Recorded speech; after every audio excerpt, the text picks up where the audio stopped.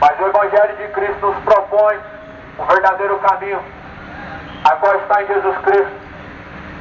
Busca o Senhor enquanto você pode achar, invocai a Deus enquanto Ele está perto, deixando todos os ímpios seus maus caminhos. Essa mensagem de Isaías daria para ficar horas e horas dizendo acerca desse mesmo versículo, porque a profundidade da palavra de Deus é como um oceano. Ou seja, Deus, Ele não está distante do homem que o busca, mas Ele está distante daqueles a qual o rejeitam. E a Bíblia fala que para se aproximar de Deus, o homem tem que deixar o seu mau caminho. Deixe o ímpio o seu caminho mau e torne-se a Deus. Essa é a única forma de se aproximarem de Deus, deixando o seu caminho mau. Buscar ao Senhor enquanto pode ser achado, pode ser da forma que estiver. E a Bíblia fala que de forma alguma Deus lançará fora aqueles que forem após Ele. Mas agora para seguir Jesus é uma outra história. Existe um padrão, existe um requisito, existe algo que Jesus disse. O homem tem que deixar o seu mau caminho. Para seguir a Cristo só é possível deixando o seu mau caminho. Não é possível continuar sendo idólatra e seguindo a Cristo, não é possível. É impossível o homem continuar sendo idólatra e seguindo a Jesus. É impossível os homens continuarem com seus pecados de estimação e seguindo a Jesus. Seguindo a Jesus não estão. O homem que segue a Cristo, ele obtém em seu coração temor. E o temor afasta o homem de toda iniquidade. O temor afasta o homem da sua inimizade com Deus. O temor afasta o homem da sua idolatria, da sua imoralidade. O temor afasta o homem da sua perversão. O temor faz com que as pessoas se afastem da embriaguez. Como também o temor afasta as pessoas da imoralidade homoafetiva, como também o temor separa os homens de todos os outros pecados, como o adultério, como a ganância, o roubo, a mentira, o engano. O temor faz com que as pessoas se aproximem de Deus. E a Bíblia fala que o princípio da sabedoria é temer a Deus e guardar suas palavras. Esse é o princípio da sabedoria. Viver em temor a Deus. O único temor verdadeiro a Deus, ele produz no coração do homem arrependimento, e isso é obedecer a Deus. É seguir as palavras de Cristo, isso é verdadeiro temor. Não existe um verdadeiro temor onde a pessoa diz reverenciar a Deus e diz crer em Deus, mas ela não se afasta dos seus pecados. O verdadeiro temor se afasta de todos e qualquer pecado. Independente se esse pecado foi a vida inteira ou se foi por longos anos. O verdadeiro temor faz as pessoas deixarem o erro. Enquanto as pessoas não querem deixar o erro, querem viver errantes pela terra, se afundando no erro a cada dia mais, errantes pela terra, como Sodoma e Gomorra viveu. Sodoma e Gomorra, a Bíblia, ela expõe os seus pecados dizendo que eram homens imorais. Sodoma e Gomorra não era somente uma cidade imoral. A Bíblia fala que do pequeno ao mais moço todos eram pervertidos. Mas a Bíblia, ela faz uma reflexão, ou ela faz um foco no pecado principal de Sodoma e Gomorra, que era o homossexualismo. E Sodoma e Gomorra resistiu a Deus. Os anjos desceram lá e eram certamente mensageiros de Deus. Mas a Bíblia fala que aqueles homens eram tão perversos que eles queriam ter relações com os anjos. Só que Deus assim não permitiu. Sodoma e Gomorra foi revertida e foi reduzida a pó e cinza, como diz a Bíblia. Deus fez isso para temor daqueles que vivessem pela terra impiamente. E igualmente também a geração de Noé. A geração de Noé também foi destruída. Tudo isso que Deus fez está escrito em 2 Pedro, capítulo 3. Que Deus fez para que houvesse temor. Ou seja, as palavras palavras de Deus devem ser guardadas no coração para que haja temor, elas devem ser lembradas e praticadas para que haja temor. E por isso o Evangelho é anunciado, porque a salvação do homem, ou melhor, a chave da salvação está na sua mão, e é as palavras de Deus. O que te aproxima de Deus não é uma religião, não é uma instituição chamada religião, mas sim Jesus, por meio de suas palavras. Jesus, ele é a igreja viva, a pedra viva de Deus Pai, o eleito de Deus para o seu tempo. Ele testificou, e o seu tempo é contado desde que ele morreu. Depois que Jesus ressuscitou, esse é o seu tempo, onde Jesus é na terra glorificado pela salvação que trouxe, por meio da sua morte, e por meio de sua ressurreição, onde mostra a vitória sobre a morte, onde fala no livro de Apocalipse, onde está, ó inferno, o teu aguilhão, onde está a tua vitória. Pois Jesus, ele desceu ao mais profundo abismo, pegou as chaves da vida e da morte, venceu, mas não foi de graça, pagou alto preço, para que essa geração vivesse em temor, não como vivem hoje, dizendo que Deus é amor, e há uma certa liberdade a pecar à vontade. Isso não é liberdade, isso é libertinagem. Dizer que Deus é amor hoje virou uma certa desculpa para que as pessoas não abandonem o erro, para que as pessoas não abandonem seus pecados.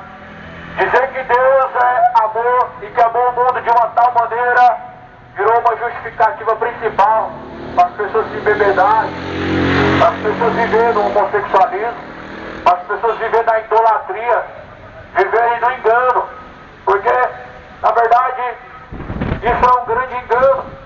Você acreditar que Deus te dará a salvação por ter um coração bonzinho e não necessitando de se afastar de seus pecados, isso é um grande engano. Cuidado, pois muitos estão caminhando para o inferno com esse sentimento, com passos largos, ou seja, a sua partida para a eternidade ela está se apressando. Cuidado, pois busque ao Senhor enquanto Ele pode ser achado. Cuidado, se arrependam enquanto há tempo. Sujeitai-vos a Deus, tornai-vos para Deus, Ele se tornará a vós. O Evangelho que foi anunciado, tanto a vivos como a mortos, por meio de Jesus, nos mostra a importância que o homem venha ouvir as palavras de Deus, porque essas palavras elas testificam das coisas que vão acontecer, do juízo vindouro, das consequências finais de suas escolhas. Você já parou para pensar quais serão as consequências finais de suas escolhas? Só basta pensar que escolha você tem feito diante de Deus. Reflete para ver se essas escolhas te levarão a um descanso eterno ou uma condenação. Se Jesus é o seu Senhor, certamente Ele está sendo sujeitado. Se Deus é o seu Pai, certamente você está vivendo em obediência a Ele. Mas se não há sujeição e nem temor a Deus, não há fidelidade a Deus, nem tampouco estão buscando a salvação. Cuidado, cuidado, pois após a morte há um juízo vindouro e há um lago de fogo e enxofre para os quais não obedecem a Jesus Cristo. Está escrito lá na carta de Tessalonicenses, na segunda carta, no primeiro capítulo, está escrito que todos aqueles que não obedecem ao Evangelho de nosso Senhor Jesus Cristo padecerão um eterno castigo, e aqueles que não conhecem a Deus padecerão como no tormento um eterno castigo. Então certamente a incredulidade, ainda que ela venha nesse mundo a crescer cada dia mais, ela não faz com que as pessoas sejam inocentes. A sua incredulidade não aniquila aquilo que está escrito.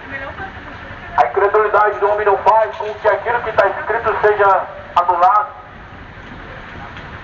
Muitos se perguntam como todos conhecerão a Deus e como todos o ouvirão acerca de Deus? E questionam como é possível a palavra de Deus chegar em lugares onde Deus, as pessoas não creem nele, como no budismo, no hinduísmo, dos muçulmanos, o Islã.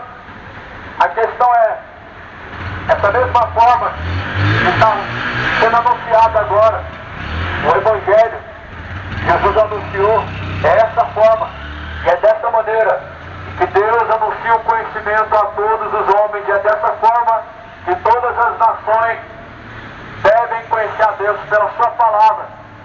Por isso está escrito: como ouvirão se não há quem pregue, e como pregarão se Deus não enviar?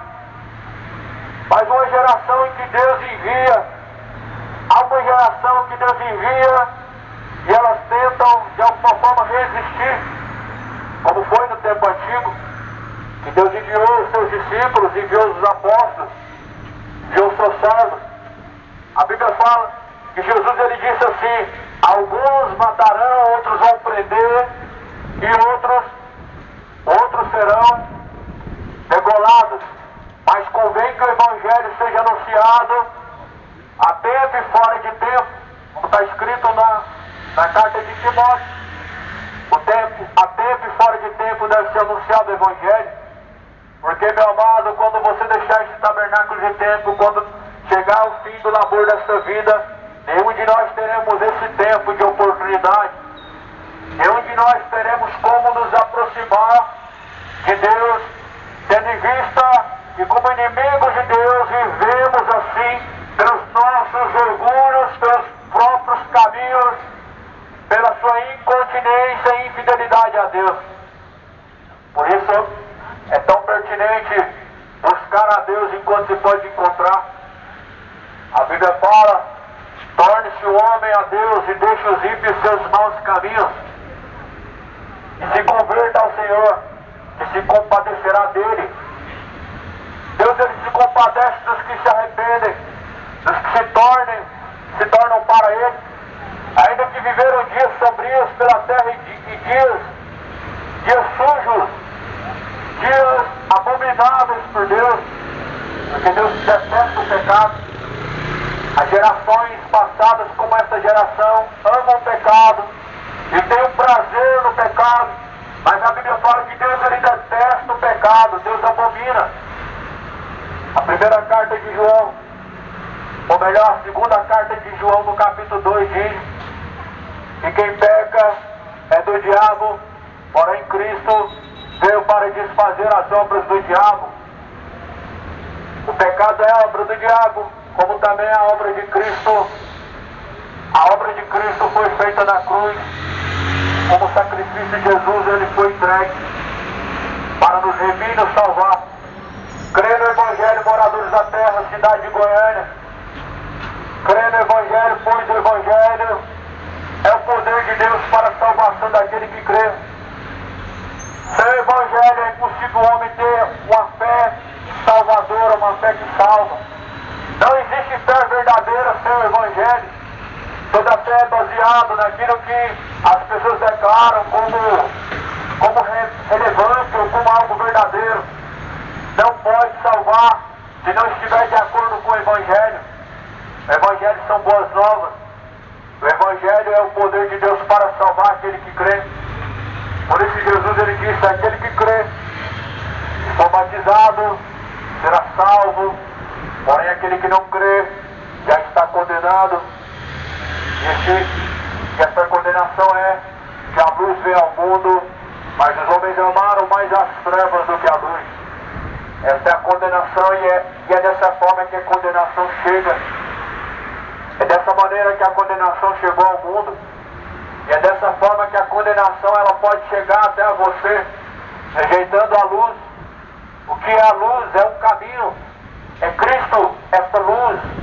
Jesus diz: eu sou a luz do mundo, e quem anda em luz jamais andará em trevas. Essa luz foi rejeitada uma vez que os homens amaram os prazeres do pecado, deixando o seu corpo ser instrumento de iniquidade, usando o seu corpo para pecar e viver pecando As pessoas dizem hoje que o pecado é normal, mas há algo tão ruim e tão detestável e perverso diante de Deus, o pecado. E se as pessoas pudessem realmente se conscientizar o quão ruim é o pecado diante de Deus, certamente se arrependeriam, haveria temor. Lá no livro de João está dizendo no capítulo 2, a carta de João, no capítulo 2, o quão ruim é o pecado. Está dizendo no capítulo 2, da segunda carta de João, versículo 3, quem peca é do diabo. Por isso que é tão ruim o pecado. A Bíblia fala que todos pecaram. Era o momento em que estavam destituídos de Deus. Esse contexto que a Bíblia fala que todos pecaram e destituídos estão da glória de Deus. Esse foi o período antes do sacrifício de Jesus. Antes do período que Jesus foi sacrificado, morto como um cordeiro na cruz. Todos estavam destituídos da glória de Deus e todos tinham pecado. Todos pecaram como? Por meio de Adão. Todos pecaram por meio da natureza. A natureza lá que veio no Jardim do Éden pelo seu primeiro pai, Adão. Mas a Bíblia fala que por o último Adão, Jesus, veio então a purificação de seus pecados. Por um homem entrou a morte, por outro entrou a vida. Então todos estavam destituídos da glória de Deus pelo pecado. Mas como a luz veio Jesus, Jesus anuncia a todos que estão vivendo em seus pecados, que se arrependam. Que se arrependam e se tornem a Deus. Não se acomode com o pecado, porque Deus, a Bíblia fala, Deus é longânimo, não querendo que nenhum se perca, mas antes que todos venham se arrepender dos seus pecados, para que venham ser salvos. A longanimidade de Deus, ela persevera e permanece até o último dia. Mas quando chegar esse último dia, esse último momento, tarde será. Busca o Senhor, moradores da terra, cidade de Goiânia, se arrependam. Não há outro nome dado no céu, na terra, pelo qual os homens possam ser salvos, é somente Jesus. Esqueça as religiões, esqueça a rainha do céu, esqueça uma senhora, a qual, na verdade, as nações dizem que é sua mãe, mas a Bíblia fala que Deus é o Senhor dos senhores, não é o Senhor das senhoras, é o Rei dos reis, o Senhor dos senhores. A Bíblia apresenta a Senhora, a Rainha do Céu, lá no livro de Jeremias. Quando Deus anunciou que eles se arrependessem, Deus reprovou o culto à Rainha do Céu, Deus reprovou as oferendas à Rainha do Céu, Deus ele reprovou as orações à Rainha do Céu. Aquele povo foi rebelde e disse que não se arrependeriam, e não se arrependeram. Mas o que Deus prometeu que faria, isso Deus fez. E tudo o que está escrito na Bíblia, Deus prometeu que um dia fará. A Bíblia fala no livro de 2 Pedro, no capítulo 3, que Deus reservou este mundo atual, esses céus que agora existem, essa terra que agora existem, pela mesma palavra que foi anunciada no mundo antigo, se reserva como um tesouro para o fogo ardente, a qual os céus e a terra se desfarão pelo ardor da ira de Deus. E disso fala em Atos 17 que Deus deixou certeza, ressuscitando a Cristo no meio dos mortos. Deus reservou este mundo para o juízo. Salvai-vos dessa geração maligna e perversa. Deus reservou a terra para destruição. Salvai-vos a vossa alma dessa geração. Salve a sua alma dessa geração maligna e perversa. Salva a sua alma dessa imoralidade que esse mundo está vivendo.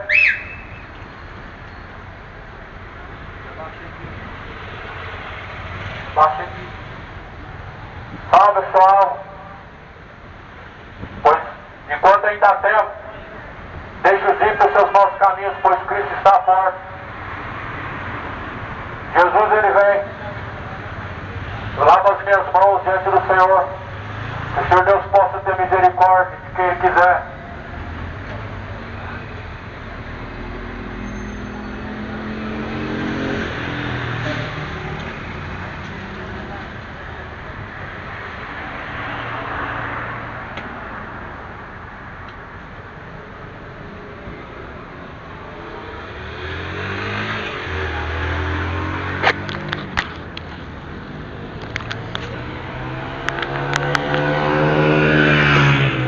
Senhor, irmão, ali o terminal onde foi pregada a palavra de Deus hoje. E é isso aí. Começou a chover aqui agora. Aqui tá chuviscando bastante. E vamos embora. O homem ficou ali só me atrapalhando na pregação, dizendo que tava alto demais, tinha que abaixar, eu abaixei. Mas não dá não, irmãos. Não dá pra pregar com o som baixo não. Não dá não. Olha o tanto de alma ali. Deus vai cobrar dele. Deus vai cobrar.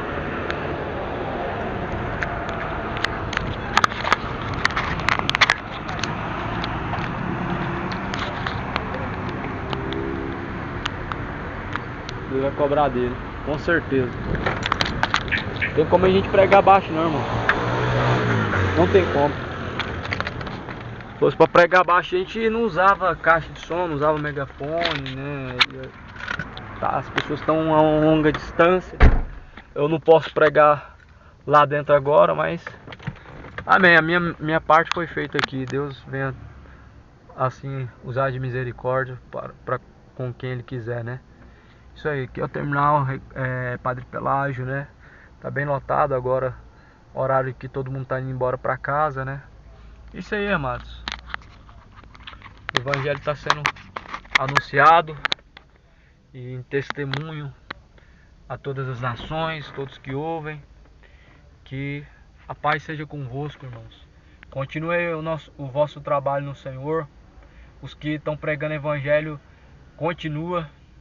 O nosso galardão, o seu galardão é no Senhor. Amém? Vamos embora. Aí, ó, já tá chuviscando já. Parece que foi o tempo certinho para pregar o Evangelho.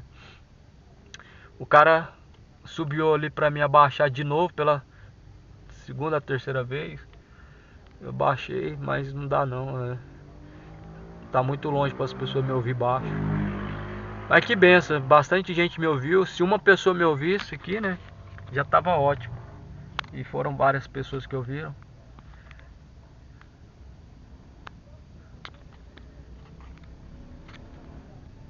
Fique com Deus, irmãos. Vou finalizar por aqui.